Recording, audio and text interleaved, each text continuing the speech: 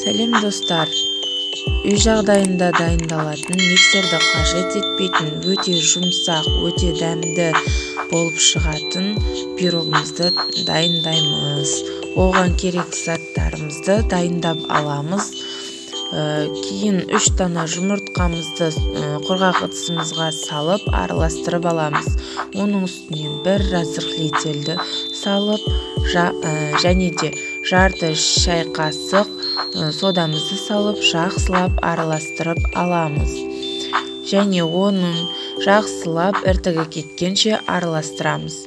Араластырып болғаннан кейін оның үстінен бір кесе шекерімізді салып араластыратын боламыз.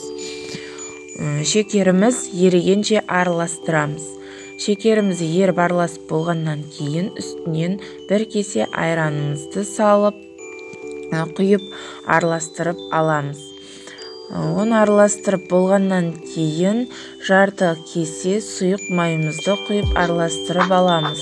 Негізінде бұл пирогқа 10 ас қасық ұн кетеді. Біз біріншіден 5 қасығымызды салып араластырып аламыз, іртігі кеткенше. Оны араластырып болғаннан кейін үстінен тағы 5 қасық, ас қасық ұнымызды араластырып алатын боламыз. Жақсылап араластырып болғаннан кейін пергамент қағазымызды ыдысына салып,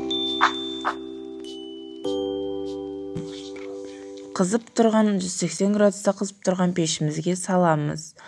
Менімен болғандарыңызға рахмет. Мені қолдап, лайк басып, маған тіркелуді ұмытпаңыздар. Сіздермен болған Гүлбану.